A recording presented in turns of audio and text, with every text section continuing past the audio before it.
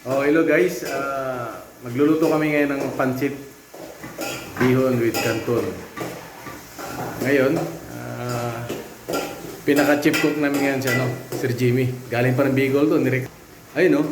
Sir. Good afternoon. Ayan. Matitikman namin na yung lutong Bicol ngayon. Ito. Una yung ginawa guys, gisa ng bawang saka sibuyas. At nandito yung pangsahog namin, no? Dito. Isang repolyo, isang carrots. Yun. Saka ito yung pangmalakasang manok. Yan. Sarap to.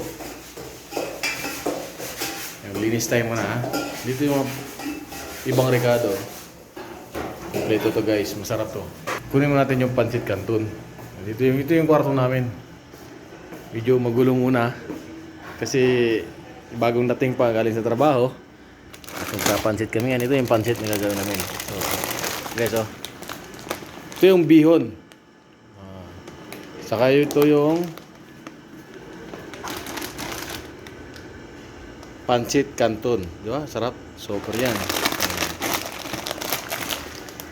So, kami, balik natin sa kusina. No. Guys, habang di pa dumating yung ibang mga kasama sa kwarto.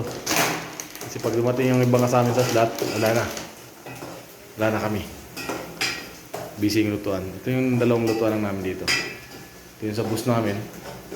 Ito naman yung pangalawang bus namin dito magluluto. Ayan, Sir Jimmy yan. Masarap yan. Sarapan natin ngayon yung luto. Ano, Sir? Okay ka lang dyan? Okay lang. Oo. Dito si Sir Jimmy. Ito naman si parang Jimo, higaan. At yan sa akin. Oh. Simple lang ang buhay OFW rito. Kailangan masaya ka lang. Ang pagluluto na may pagmamahal para masarap. Wrong, sir. Ano yung pangalawa, sir? Saan natin? Ito. Yan. Ayan. Ayan guys, sa pangalawang gisa niya ay manok naman. Para mas malasa. Mas masarap. Tapos dito kami nagpakulo ng mainit na tubig na may kasama na rin itong Ricardo, timplado na to guys. Diretso na to mamaya. Para dito halo na lang. Yan. Lupit ng bossing namin. Pinagluto kami namin ngayon ng pansit. Pansit bihon. Oo, with bihon. Ayan, masarap to guys. Ito lang kami kasimple dito. Food trip.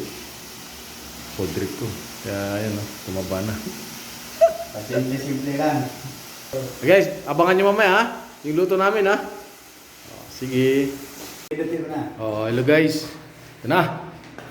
Nabuo na rin ang aming niluluto. Pancit with canton guys. Masarap nito. Kulang yung kalamansi.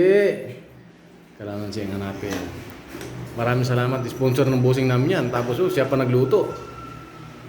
Guys, salamat sir. Sakto. Naway pagpapalain pa ng Panginoon to. Guys, sarap magluto nito. Ano na? Okay na yan? Ayos na. Okay. Bili na to. Ano na?